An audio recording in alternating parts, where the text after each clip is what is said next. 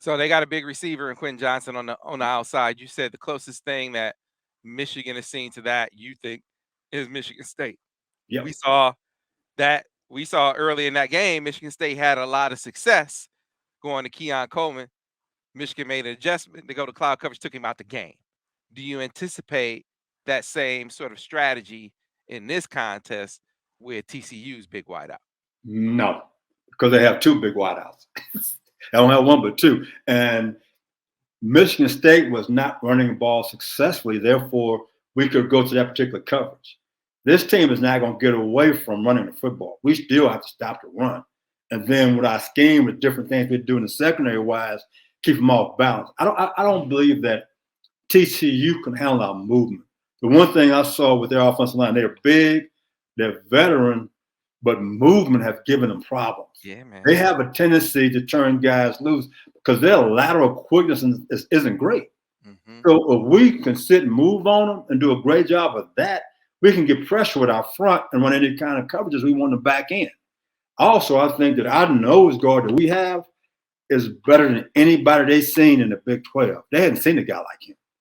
And so I think that's an advantage to us. We need to win those particular battles up front with our down linemen. Because if they can find a way to attack our two linebackers and we don't fit the ball right, it's going to be on our secondary to make some plays. I'm concerned about that running back because he's gone the distance on a whole lot of people once he broke past the front line of scrimmage. So I'm concerned about that. So we need to have good run fits in that situation. Yeah, Vance, it's funny you mentioned that. I think this could be a really good day for Big Mike. Big Mike, he was nursing a lower extremity injury. They, just held him out of the Big Ten championship game. All signs point to him being, ready to go in this championship game or in this semifinal game. And I think their right tackle. I think their right tackle is, like you said, lateral quickness. I think it's a problem for that dude. I think Big Mike could have a big game in this game. I know someone in the comments was saying Michigan has problems getting pressure with four, but this is a contest where I feel like off that edge, particularly going at that right tackle, could be one of the keys, at least when it comes to pressure for Michigan in this contest. I think you're right. If you get them in a third down and long situation, the problem with that is screens show up a lot on third and long. They don't take many chances. Mm-hmm. And third down and 5 is quick game. It's slants, it's spot route, the ball's out real fast. They're getting the empty, run the same routes as they do if they got a back in the backfield set. So they don't have a lot of changes. It's all they guys doing the same thing. You see consistency in what they're doing. So the teaching's not that tough.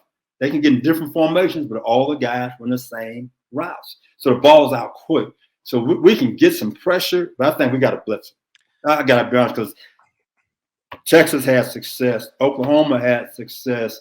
Kansas State had success. Baylor had success. All had success bringing pressure. Sitting back with 4 guys, they do a lot of max protection. They do it off of play action pass. They don't do a lot of drop back. They'll pull a guy, act like it's a run, throw down a pass rush, and they got 6, 7 man protection, throw the ball down the field sometimes.